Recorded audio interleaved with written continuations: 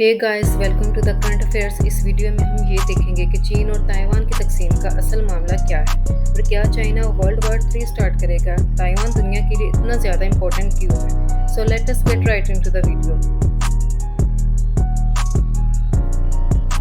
अगर दोनों मुल्क के दरमियान तनाज़े की तारीख को देखा जाए तो ताइवान के जजीरे में सबसे पहले आबाद होने वाले लोग चाइना से ही आए थे और उसके बाद सन 1895 में जापान ने चाइना के साथ जो है जंग लड़ी, जिसमें जापान को फतह हासिल हुई और ताइवान का कंट्रोल जो है वो चाइना के हाथ से निकलकर जापान के कब्जे में चला गया। और दूसरी जंग अजीम में जब चाइना ने अमेरिका का साथ दिया तो अमेरिका के साथ जापान की जो है दूसरी जंग अजीम हुई और जापान को जो है इसमें शिकस्त होगी।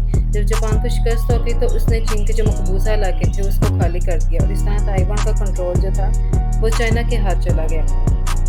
और फिर इस तरह चाइना ने अमेरिका और बरतानिया की रजामंदी से ताइवान पर अपनी हुकूमत कायम कर ली। लेकिन अगले चंद वर्षों में चीन में खाना जंगी शुरू हो गई और इस वक्त चाइना के अंदर 2 पॉलिटिकल पार्टीज थी, सीसीपी और केएमटी। सीसीपी का मतलब है चाइनीज़ कम्युनिस्ट पार्टी और उसके सरबराह जो है उस वक्त माओ जेडोंग थे और दूसरी पार्टी जो थी उसका नेम था केएमटी।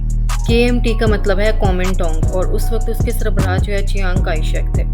और जब चाइना में खाना जंगी शुरू होगी तो सीसीपी पार्टी जो थी इसने केएमटी को शिकस्त दे दी और केएमटी पार्टी जो है वो चाइना से भागकर ताइवान चली गई और वहाँ पर उन्होंने अपनी आबादी जो है वो आबाद कर ली। चीन ने ताइवान को अपना एक मुनक़ता हो जाने वाला सूबा करार दिया है और अगर ज़रूरत भी हुई तो चाइना ताकत के ज़रिए इस पर दोबारा कब्जा करने का अहद किया हुआ है। लेकिन ताइवान के रहनुमाओं का कहना है कि इसकी हैसियत एक सूबे से कहीं ज़्यादा है।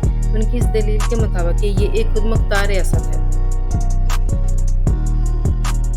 ताइवान में उस वक्त से एक अलग और आज़ादाना हुकूमत कायम है। ताइवान को सरकारी तौर पर जमहूरियत चीन के नाम से जाना जाता है, यानी कि रिपब्लिक ऑफ चाइना, जबकि चीन का सरकारी नाम जो है अवामी जमहूरिया चीन है, यानी कि peoples Republic of China.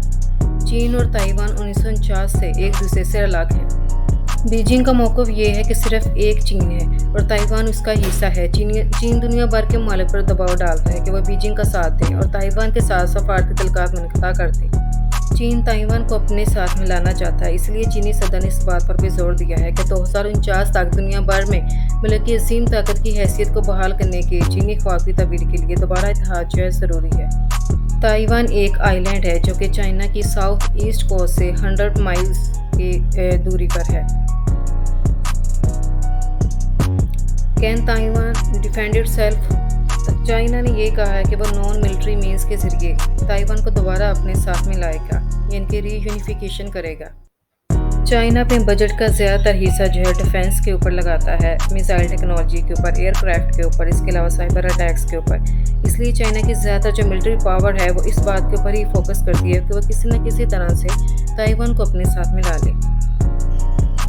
Is the situation getting worse? जैसे ही अमेरिका की हाउस स्पीकर नैन्सी पेलोसी ने ताइवान का विजिट किया तो तब से चाइना और ताइवान के दरमियान जो रिलेशंस हैं वो बहुत ज़्यादा डिटीरियोरेट हो चुके हैं। चाइना ये कहता है कि उसकी जो मिलिट्री एक्सरसाइजेज हैं वो ताइवान के इर्द गिर्द जो 6 डेंजर जोन्स हैं उनका उसके ऊपर इस वक्त फोकस है, जबकि ताइवान कहता है कि चाइना का इस तरह का कोई भी मूव जो है उसकी सरेंडिंग जो है उसकी वायलेशन करता है। हम देखेंगे why is Taiwan important for the rest of the world और अमेरिका के लिए इसमें क्या इम्पोर्टेंस है।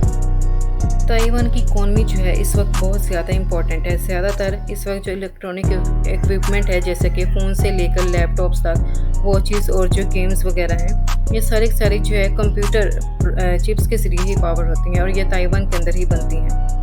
और अगर चाइना ने किसी न किसी तरह से ताइवान का कंट्रोल कर लिया तो इससे बीजिंग को वर्ल्ड मोस्ट इम्पोर्टेंट इंडस्ट्री जो कि यानी कि चिप्स की है, टैबलेट्स की, लैपटॉप्स की, कि वो ज़्यादातर वहीं से बनते हैं, तो चाइना जो है एक मोस्ट इम्पोर्टेंट इंडस्ट्री का कंट्रोल अपने हाथ में ले सकता है।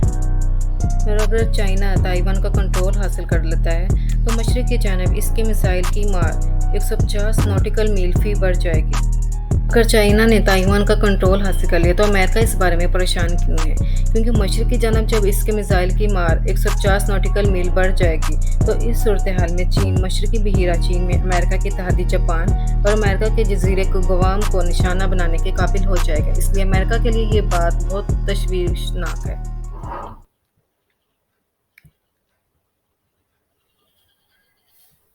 تائیوان نے ایک ایپ بھی ڈیولپ کی ہے جس کے ذریعے لوگوں کو جو ہے اس بارے میں اس کے اندر انفارمیشن ہوگی کہ اگر چائنا نے تائیوان کے اوپر حملہ کرتے تو تائیوان کے لوگ جو ہے وہ ان کے لیے شیلٹر پلیسز کون کون سی ہیں اور وہ کس جگہ پر جا کر وہاں پر چھپیں گے، تو وہ ایپ جو ہے انہیں اس انفارمیشن کے بارے میں بتائے گی.